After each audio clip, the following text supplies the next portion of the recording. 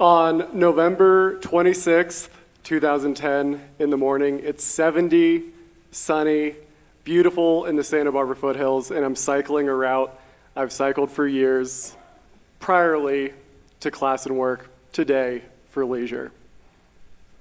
I know every twist, bend, turn, embankment, pitch up, and pitch down of this ride. And I crank through each section until the main descent. And I'm powering through and I'm mashing my pedals because I'm gonna milk every degree of this downhill, 20, 25, 30 miles an hour. And I'm in the grip of this descent now, the main one, and I do a brake check. And there's nothing. And I do another brake check, and there's still nothing. Oh shit, I do not have brakes. In what was a 30-mile-an-hour revel in vitality has now twisted into a contemplation and deliberation on mortality. I am now facing a decision tree on survival, and I have limited time and limited space to do so. 1 microsecond. Can I make it around the next hairpin and up the side road? 2 microseconds. Can I endure the full descent at even greater speed and thread through the roundabout, its obstacles and traffic at the bottom? 3 microseconds. Do I just bail into the cactuses on the hillside? 4 microseconds. Do I shove my foot into the back wheel? 5 microseconds. I wrench my handlebars and try and make it into a school parking lot entrance, and it's too late. I've missed it. Now I'm going full speed at the right barrier and aiming in between the metal fence, a tree, and low-hanging branches. My vision tunnels into this narrow focus of a single square of survival that I'm aiming for. And I think, oh my God, this is it. Full speed, and I'm zooming. I might die. And I hit the curb at 30 miles an hour. And I teleport 25 feet away. And I'm sitting up, my phone in hand, backpack off, keys crushed, bike mangled, and I think, holy shit, I'm alive. Holy shit, I'm alive. Whoa. In all-encompassing pain, maybe with a broken arm and broken ribs, but I'm feeling amazed, relieved, and grateful. My bike is behind me, an 80s lugged steel-frame Torelli. It was beautiful. with the fork crunched back, making sure that the tire met the frame. The handlebars twisted into a hug. And the front wheel looking like a pie with a sloppy slice eaten out of it. And my helmet with about a softball-sized 1.5-inch depression from my head bashing into something. I cancel the ride, and I call my mom. And I say, don't panic. I've gotten into a serious bike crash, and I need a pickup at Cleveland School. After arriving,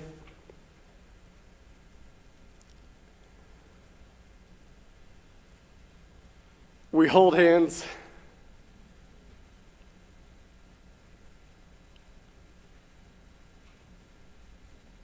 And sit for a few minutes and just cherish my vitality and survival.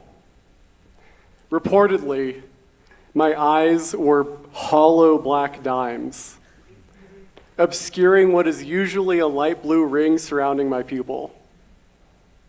At urgent care, they debrided my wounds. They injected tetanus vaccine, shot x-rays, and asked, well, were you knocked out? I didn't wake up on the ground, so no, I don't think so. Without serious injuries, I'm allowed to go home and recover. But I cannot rest. Shock, anxiety, and fear have prompted a headache that grows through the day, like a firewood splitter, wedging into my skull, growing deeper and deeper. Passive TV watching, laying down, closing my eyes, and a hero's dose of ibuprofen will not delay its progress. I joined my dad for a Best Buy Black Friday run, which further provokes the headache. Under white fluorescent retail lights, blaring big screen TVs, and blazing sound systems, now in addition to the wedge, I have a vice crushing my brain from either side. Doom is looming and something is seriously wrong, and I have to go to the emergency room. Apparently, teleporting from point A to point B between time and space is a loss of consciousness.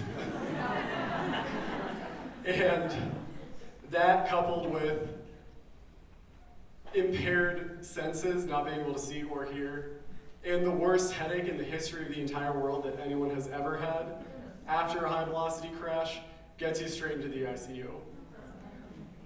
The exams reveal that something is wrong and there is a crisis. I have a growing pool of blood in my brain. It's called a subdural hematoma, which is what I learned that day.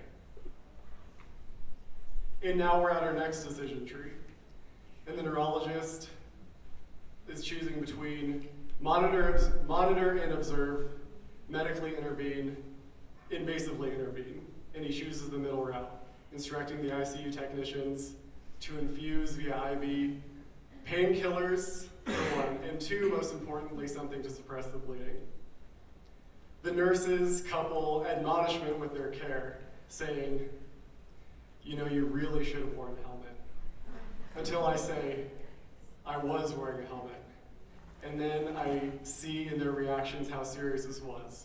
And their faces drop and their jaws open, and they go flush. And they say, wow, you're really, really lucky.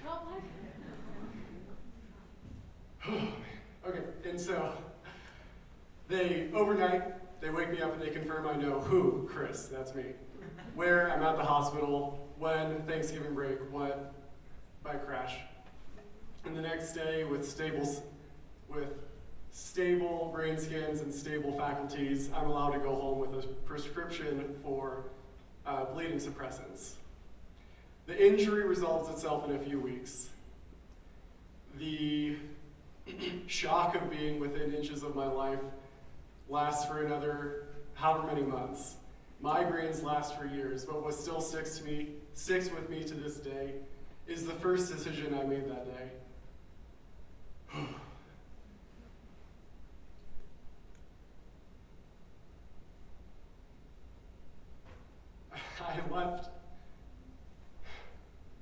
I left my house without a helmet, and I was halfway down my driveway, and I felt this twisting in my gut that said, dude, I know you forgot it at UC Berkeley, but you've got to turn around and find one. And I turned around, and I got it, and I put it on. That's the most important decision I've ever made in my life, still to this day, 12 years later. Wow. Thank you.